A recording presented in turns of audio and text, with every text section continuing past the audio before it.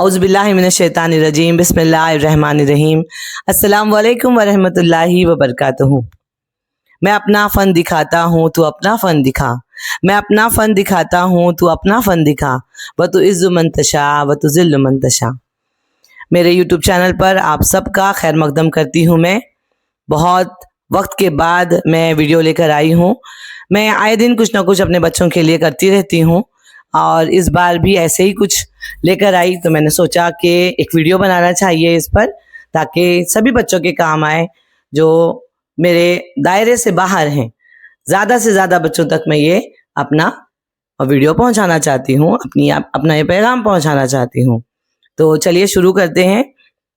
जैसे कि आप लोग देख सकते हैं, मैंने अपने बच्चों को एक विजन बोर्ड बनाकर दिया है कि वो जिस भी क्लास में रहेंगे, चाहे वो 5वीं में हो, चाहे वो 6ठी में हो, चाहे वो 7वीं में हो, चाहे वो 8वीं में हो, 9वीं में हो या 10वीं में हो, किसी भी क्लास के बच्चे को अगर ये सारी चीज़ें वो फॉलो करता है तो वो आगे आने वाली ज़िंदगी में अपने एकेडमिक ईयर में बेहतरीन मुजाहरा कर सकता है।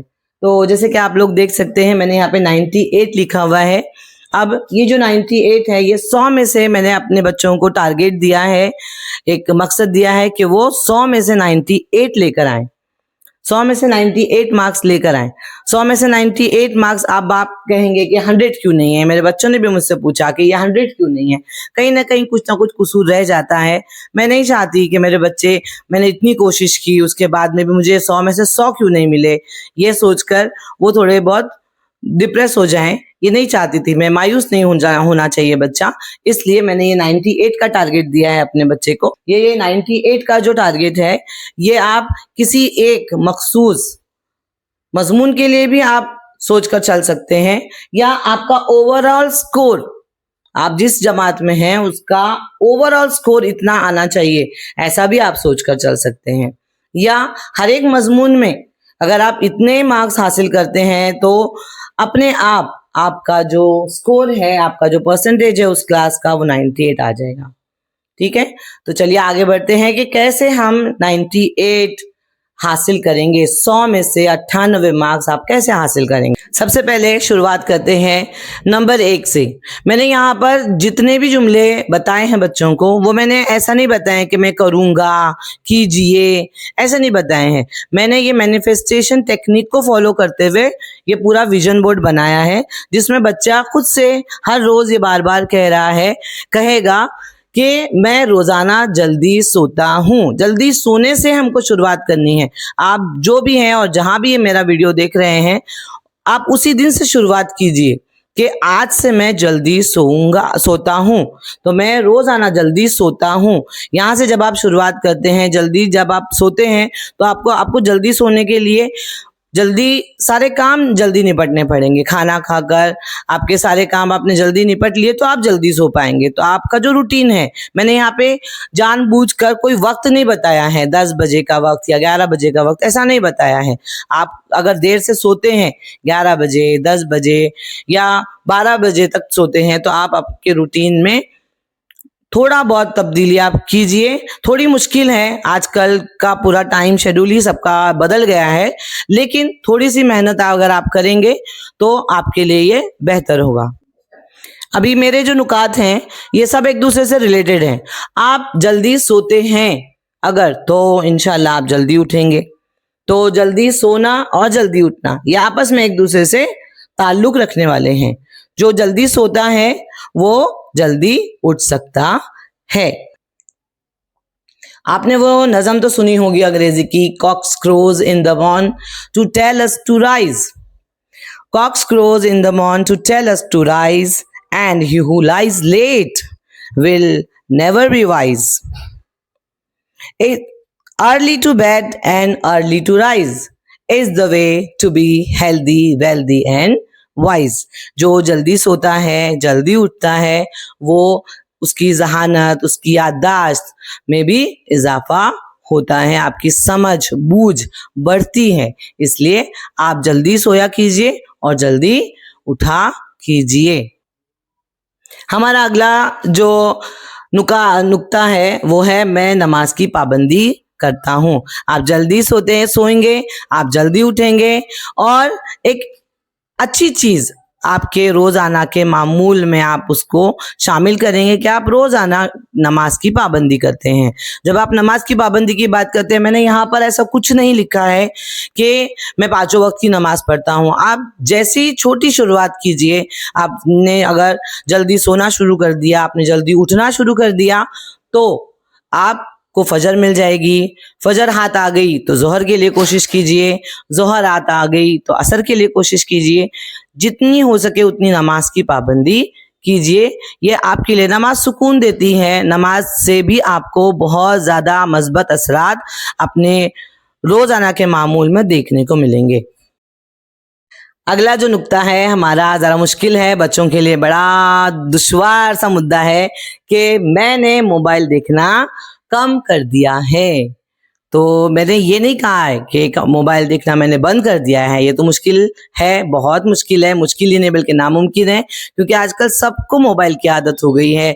बच्चे पढ़ाई के बहाने से मोबाइल लेते हैं, दिल बहलाने के लिए मोबाइल लेते हैं, और वो बड़ों के लिए भी काफी ऑब्वियस सी बात हो गई है कि हाँ लेता है वो मोबाइल, क्या करेंगे, कहीं बाहर जा नहीं सकते हैं, छोटे छोटे घर हैं तो कहीं खेलने के लिए जगह नहीं है। लेकिन मोबाइल एक एडिक्शन बनता जा रहा है। अगर आप मोबाइल के एडिक्शन में से बाहर निकलना चाहते हैं तो धीरे धीरे उसका देखना आप कम कीजिए, स्क्रीन टाइम कम कीजिए। ये आपकी सेहत के लिए, आपकी आंखों के लिए भी बेहद मुज़ीर है।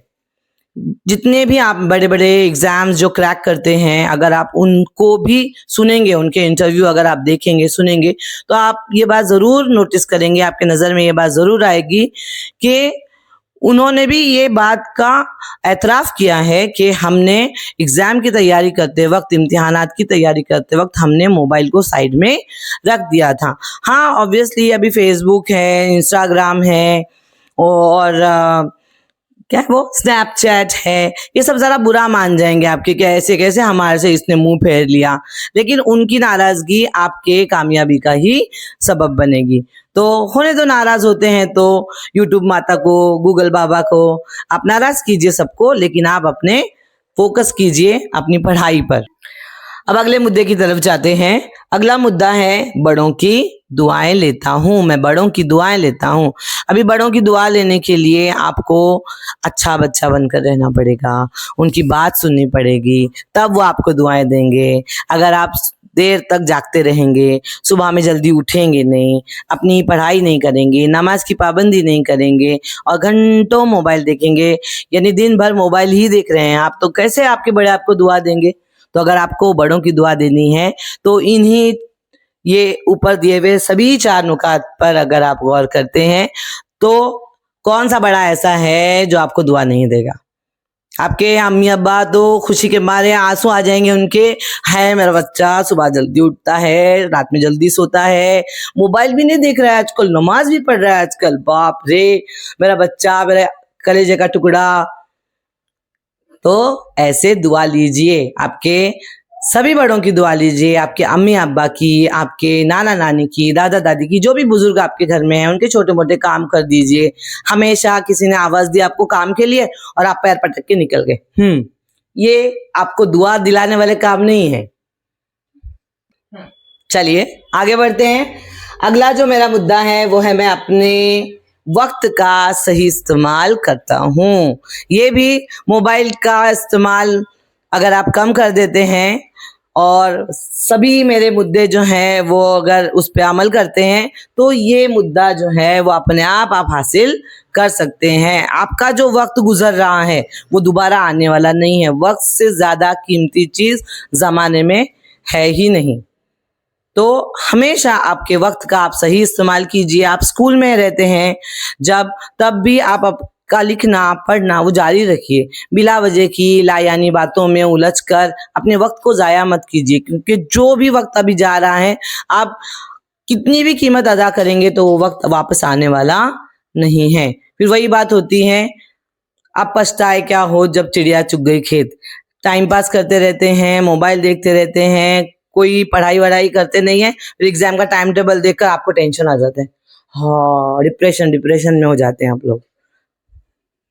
चलिए अभी मेरे 7वें मुद्दे की तरफ आते हैं। जैसे मैंने आपको शुरू से कहा है कि पहला, दूसरा, तीसरा, चौथा और पांचवा मुद्दा और उसी के साथ में छठा मुद्दा, ये सारे मुद्दे आपस में एक दूसरे से जुड़े हुए हैं, कनेक्टेड हैं। तो सातवें मुद्दे तक आते आते आप खुद भी अपनी लाइफ में सीरियस हो जाएंगे। और सातवां मुद्दा भी जरा सा संजीदा है कि आप सुबह में जब उठ रहे हैं तो आपको करना क्या है। सुबह में आप उठेंगे तो आप ये कीजिए कि मैं रोजाना सुबह उठकर 1 घंटा पढ़ाई करता हूँ। अब ये जो पढ़ाई करना है आपका, ये आप आपकी बयाज़ें पूरी कर सकते हैं।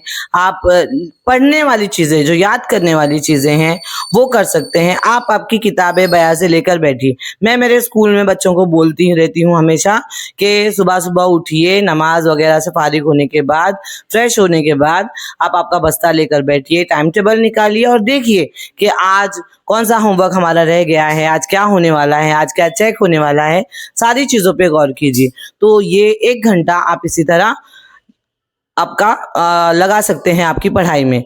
दूसरी इम्पॉर्टेंट बात यह है कि जब आपको इसकी आदत हो जाएगी सुबह में जल्दी उठने की और टाइम टेबल के साथ आपका बैग भरकर आप तैयार हो गए, आपने 1 घंटा दे दिया, तो ये 1 घंटे के जो पीरियड है उसको आप 1 घंटे से 1.5 घंटे, 1.5 घंटे से 2 घंटे में आप कन्वर्ट कर सकते हैं। आप बढ़ाते जाइए, आपकी कैपेसिटी बढ़ेगी पढ़ने की। जैसे आपकी कैपेसिटी बढ़ती है, आप आपके जो पढ़ने के, लर्निंग के जो आवर्स हैं वो भी आप बढ़ाइए। हाँ, चलिए अभी 7वें मुद्दे के बाद 8वें मुद्दे की तरफ आते हैं। हमने पहले 7वें मुद्दे में ये कहा कि मैं रोज सुबह उठकर पढ़ाई करता हूँ।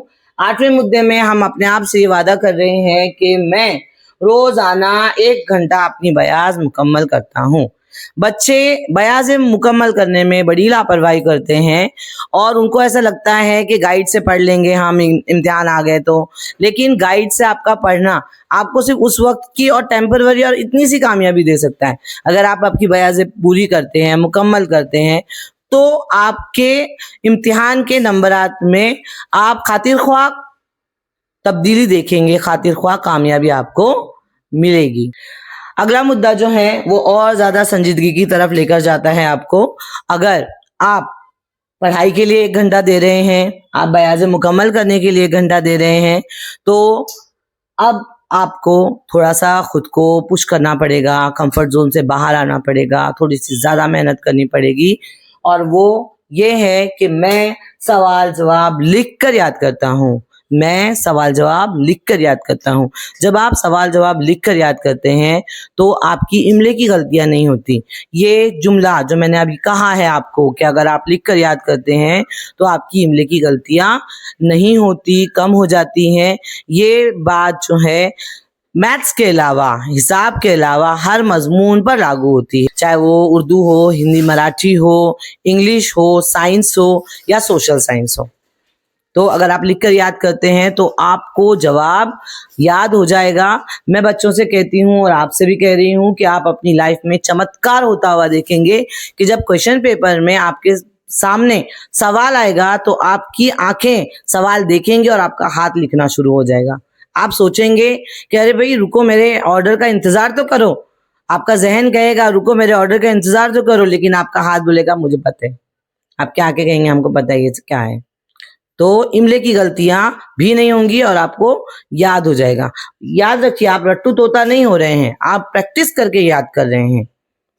सबसे आखिर का जो मुद्दा है उस पर मैं आ गई हूं। अभी मैं अपनी सेहत का खूब ख्याल रखता हूँ, अच्छा ख्याल रखता हूँ। अब ये बहुत बड़ा मुद्दा है। आजकल की लाइफस्टाइल बहुत ज़्यादा डिस्टर्बिंग हो गई है। हमारा बचपन बहुत था, अब आजकल के बच्चे जो हैं वो गैजेट्स के बीच में बड़े हो रहे हैं। मोबाइल है, टीवी है, लैपटॉप है, कंप्यूटर है, इन सब के बीच में बड़े हो रहे हैं और मैदानी खेल बहुत कम हो गए हैं, जहनी खेल भी बहुत कम हो गए हैं। एक लतीफ़ा है कि एक मोटा लड़का जो कम उम्र में काफ़ी वजन उसका हो गया था, वो डॉक्टर के पास जाता है। डॉक्टर उससे कहते हैं कि बेटा रोज़ाना 1 घंटा फुटबॉल खेला करो।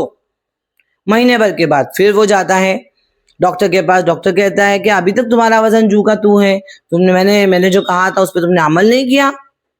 तो हाँ खेलता हूँ ना, मैं रोज़ाना फुटबॉल खेलता हूँ, 1 घंटा फुटबॉल खेलता हूँ। कहाँ पे? मोबाइल में।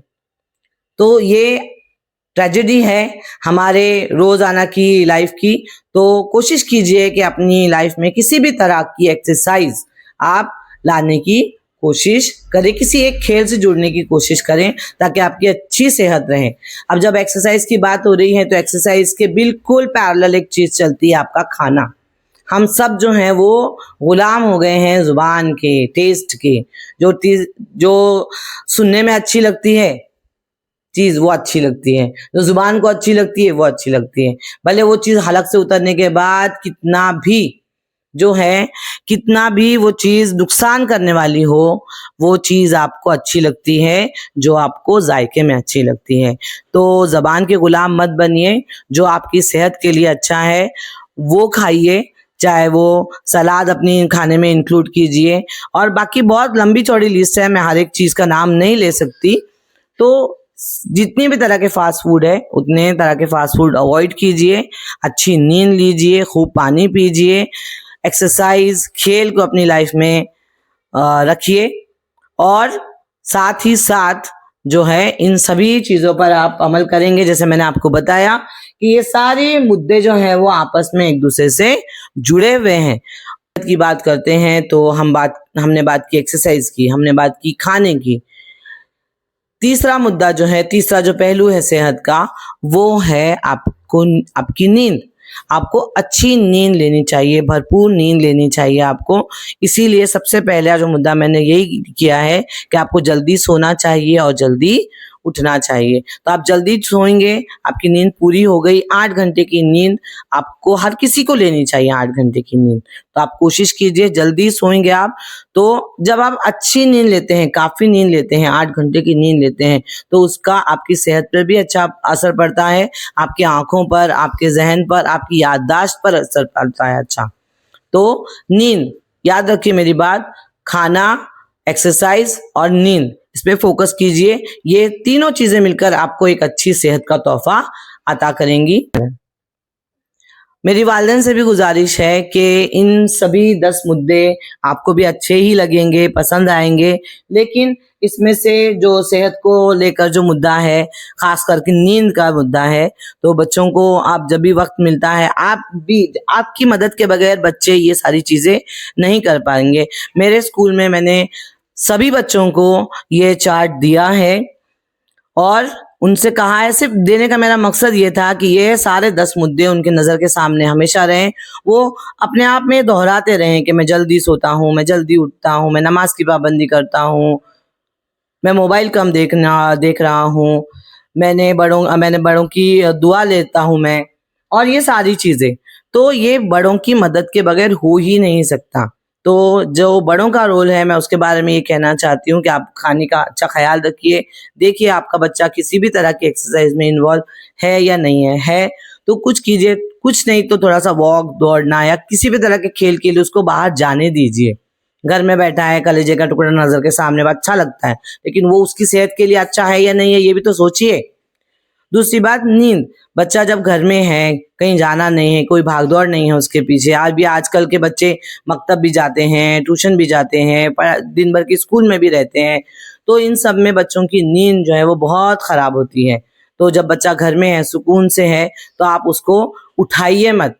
सो रहा है, सोने को उसको वक्त मिल रहा है तो उसको सोने दीजिए। उसकी नींद उसकी सेहत के लिए, उसकी याददाश्त के लिए, उसकी जहानत के लिए काफ़ी मददगार साबित होगी। तो ये मेरी गुजारिश है कि इन तमाम बातों को बच्चों के साथ में आप शेयर कीजिए। अगर कोई वालिदैन देख रहे हैं तो वो भी अपने बच्चों के लिए कीजिए।